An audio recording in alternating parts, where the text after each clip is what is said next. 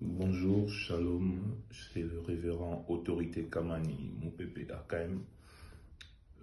Par cette vidéo, je m'aimerais exprimer mon regret et aussi ma compassion aux familles des illustres disparus.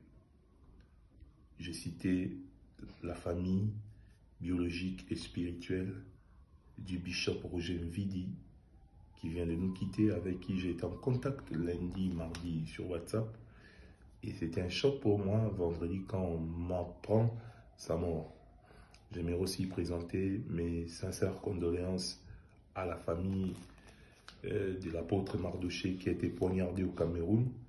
Vraiment, mes sincères condoléances à sa famille biologique et spirituelle.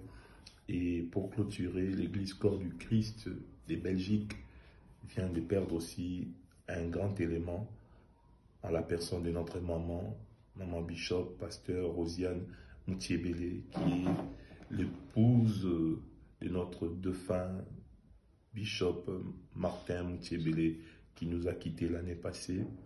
L'année passée, en moins d'une année, sa femme, qui était aussi collaboratrice, une associée dans son ministère, va emprunter le même chemin.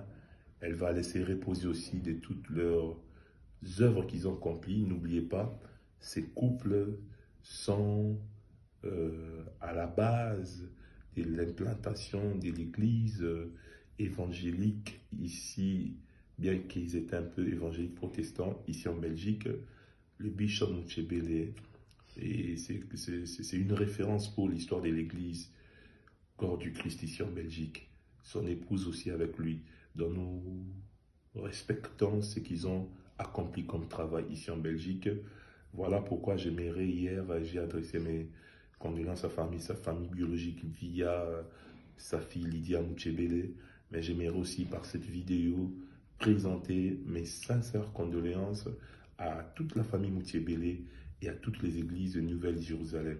Vous savez, il y a plus de 10 grandes églises Nouvelle-Jérusalem ici en Belgique. C'est la plus grande église de Belgique qui puisse exister. Alors, à tous les membres de la Nouvelle-Jérusalem qui sont aussi très touchés par cette disparition, je vous présente mes sincères condoléances. Au reste du monde, j'aimerais vous conseiller de respecter les mesures de sécurité sanitaire qui nous sont imposées par l'État. Respectez les confinements. Respectez les principes d'hygiène. Lavez-vous toujours les mains avec du savon. Utilisez les désinfectants. Aujourd'hui, nous perdons des êtres très chers. Il y a aussi mon frère Gulin qui vient aussi de rendre l'âme il y a 2 jours au Congo. Je présente aussi mes condoléances à toute sa famille.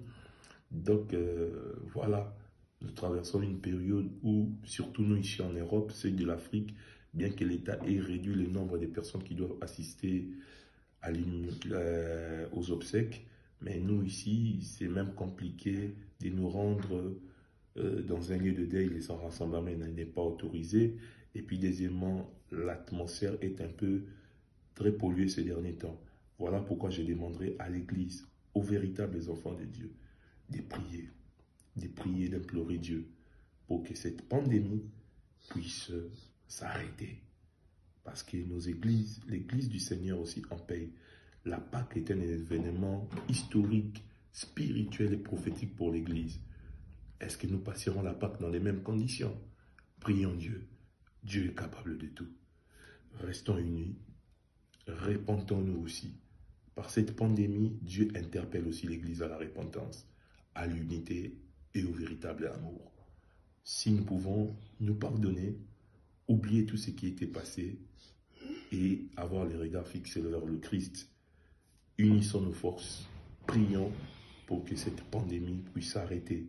Cette pandémie risquera de nous prendre tous les êtres chers autour de nous si nous ne nous agissons pas, si nous ne décidons pas de mettre de côté nos querelles, nos conflits. C'est maintenant le moment, pasteur. C'est maintenant le moment, frères et sœurs. Unissons nos forces, prions. Ce n'est pas évident, c'est retrouver enfermés, confinés dans des maisons. C'est sous forme d'une prison à ciel ouvert. Il y a des êtres chers à nous qui ont besoin de notre assistance, mais nous sommes incapables d'ouvrir même la porte de nos maisons et nous déplacer vers eux. Alors nous devons prier. Que Dieu nous bénisse, que Dieu délivre son peuple, que Dieu nous délivre de cette pandémie et que Dieu console les familles des illustres disparus. Toute ma compassion à KM. Merci.